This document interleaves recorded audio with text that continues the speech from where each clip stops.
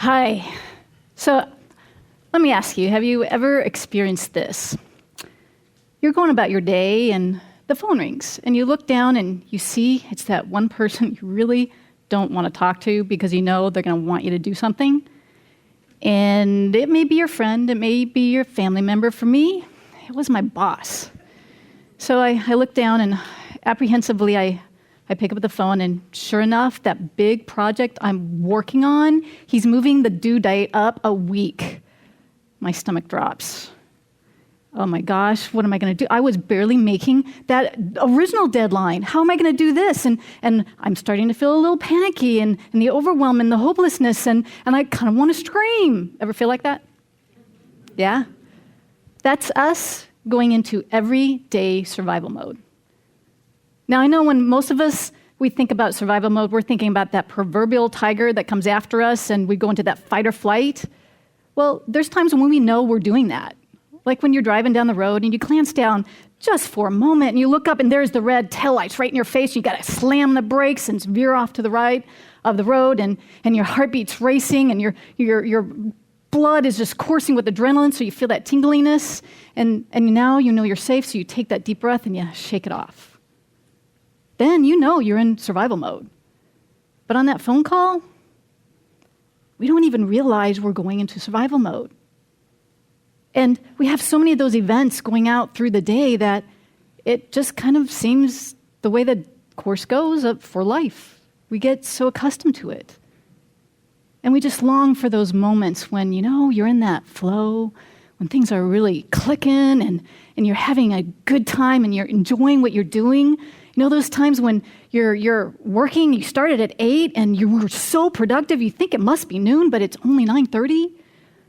Or the opposite, where you've been having so much fun, you think it's only been 30 minutes and it's 3 hours, but you're still energized. That's when we're thriving. But those moments are kind of fleeting, aren't they? Because it goes more like this. See if this sounds familiar. All right, so I'm on the phone with my boss, right? I'm feeling that anxiety, that hopelessness. I'm wanting to scream. I'm going into fight or flight, but it's my boss. I'm not going to attack him, so I go silent. I don't say much. And when I get off the phone, I can't shake it off because now I'm worried. What is this going to mean about my job performance? What's this going to mean about my job, my career? And he's really being unreasonable. He's totally being unfair. I'm getting angry now. And I don't know about you, but when I'm in that mode, you know what I want to do next? I want to go tell somebody. I want to tell somebody what awful thing just happened. Don't you? Yeah, and what I find is I typically get one of 3 responses. The first one, oh my gosh, that is awful. You don't need to take that. You need to go in there. You need to give him a piece of your mind. Second response, oh my gosh, you poor thing, that's just terrible. You don't need to take that. You need to leave. You need to go get another job. Both fight or flight. And now I'm sure that I'm in danger. It's just been reinforced. But then there's that third response. The person that's trying to give you suggestions on what you can do to solve the problem. That's when I want to say, but you don't understand. You don't understand what I'm dealing with or who I'm dealing with. You don't know my boss. Because when we're in fight or flight mode and survival mode, we're not looking for solutions. I already know what's going on. I already know what needs to be done. I'm not looking for solutions. I'm looking for agreement. Because I've got to find my allies. Because if there's a danger out there, there's an enemy. There's that tiger that we need to go track down and kill, right? And that tiger, it's whatever had me feel that threat. So for me, it was the boss. For other people, it's time. Other people, it's that teenager that won't cooperate. We all have our tigers, don't we? Can you think of yours? Yeah, more than one? Yeah, and that tiger, we need to go get it. And you're either with me or you're against me, even if you're trying to give me a solution. Now we're right. With all this agreement, we're right that there's something wrong and it's their fault, and this is where I think we get stuck. This is where we get kind of addicted to survival mode because I'm now fighting the good fight. I'm fighting for my job. I'm fighting for success. And I'm now, even though I'm feeling frustrated and angry and upset, feeling a little bit justified and righteous. don't we? Now, my primary objective, you know what it's going to be? Finding that proof and evidence of how wrong that tiger is. It's like tracking it down so that I can trap it. Right? But you know what? I found out that I'm the one being trapped. Because with all that energy and action of trying to track down the tiger and trap it, I've not put any focus on that project that I need to be successful in. We're in survival mode. And this is the kicker when we're in survival mode, is that what we're really afraid of, what's at the heart of the danger, because it's not life or death. It's not even a tiger. It's our belief that we can't have what we want, and we're afraid it's true. So I can go out and trap that tiger and even get my boss in trouble, but guess what I get? I get to be right that I can't have what I want. And even if I leave, same thing. Yeah, I get rid of my boss, but I keep the belief. There'll always be another tiger. I'll find it. That's survival mode. Well, then there's that other mode, the thriving, where you're having fun, where you're actually enjoying life. How many of you like to play games? I'm a big game player. You should see my iPhone. I love figuring out how to get the highest score. I mean, that feels good, doesn't it? And what I realized was when I'm in thriving mode, when I'm focused on a project that I'm really enjoying, I have the same mindset that I do when I'm playing my favorite game. Think about it. When you're playing a game, it's about, there's that goal, the object of the goal, of the game. There's that goal. And you opt in, and when you opt in, that goal becomes your primary objective. And there's obstacles in every game. That's what makes the game a game. Think about it. When you're playing tennis, it's about hitting a ball of a certain size over a net and keeping it in bounds longer than the other person. All unnecessary, but that's what makes the game a game. And that's how you know what skills you need and what you need to learn. It's the same when I'm playing and thriving with that project. If I'm working on putting together a workshop and I'm enjoying it, there's going to be obstacles that happen. The printing's not done on time or the room's set up wrong. But when I'm thriving, it's not a threat. It's an obstacle. So I might go, like you do when you miss a shot, but I'm right back looking for that solution of what can I do to make this a successful project. And often in games, you play an opponent, right? Now, you don't want to play somebody you're going to beat every time, do you? Well, most of us don't, right? It gets boring, doesn't it?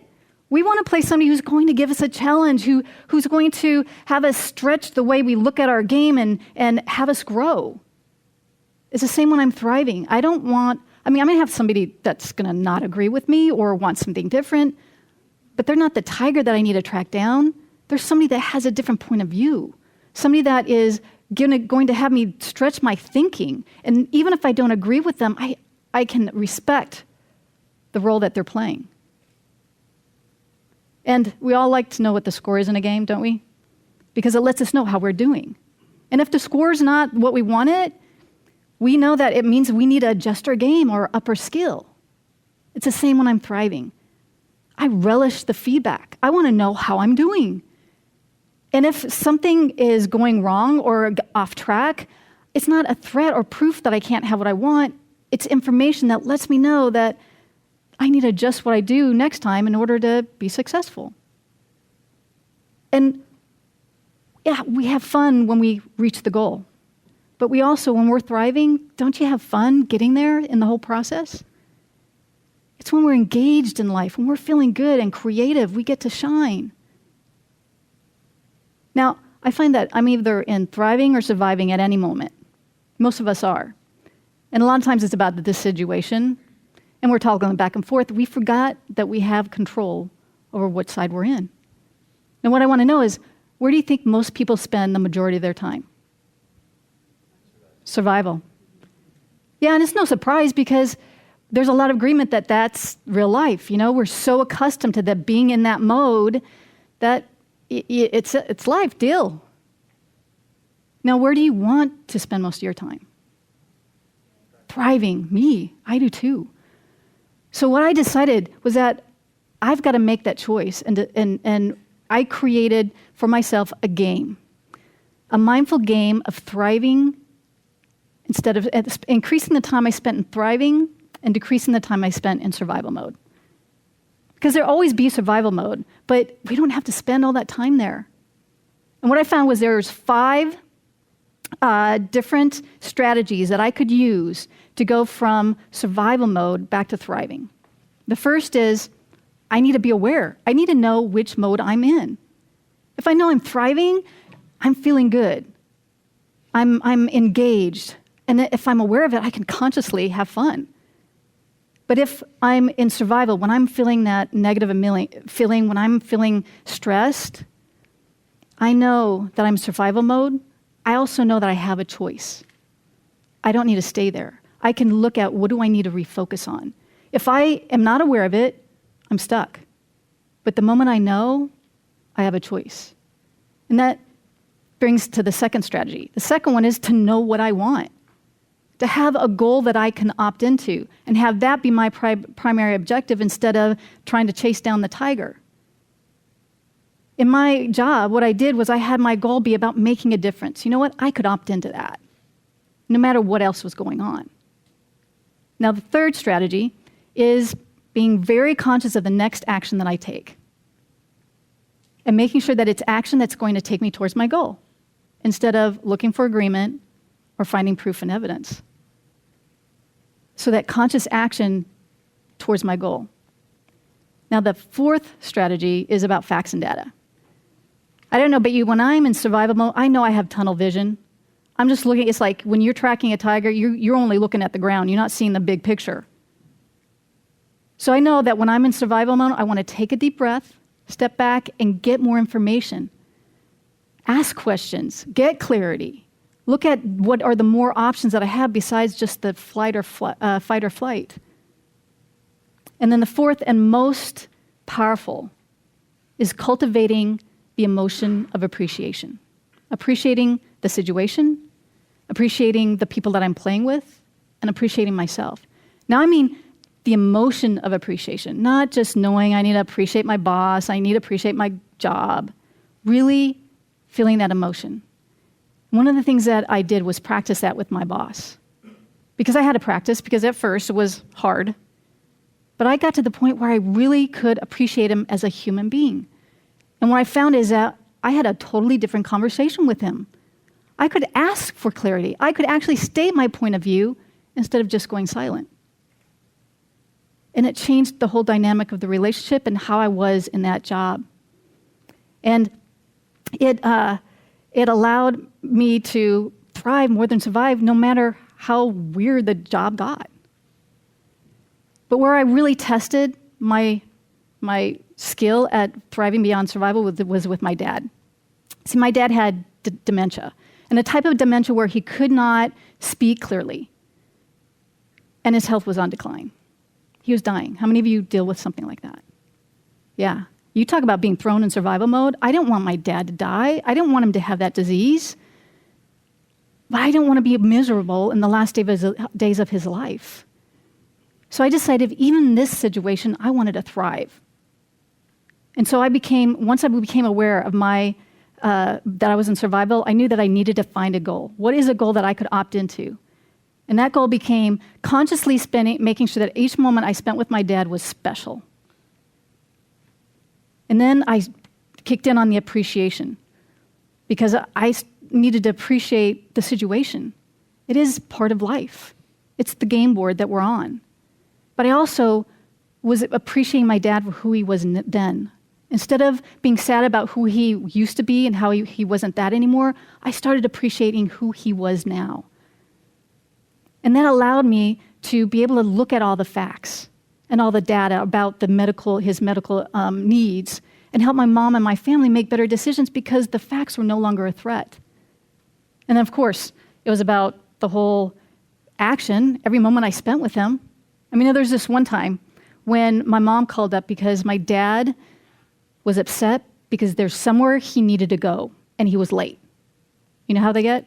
I mean, he needed to go. And so he kept leaving the house. My mom would get him back in, but he kept leaving the house, and my mom would get back in, and she was exhausted. So she called me up and asked for some relief.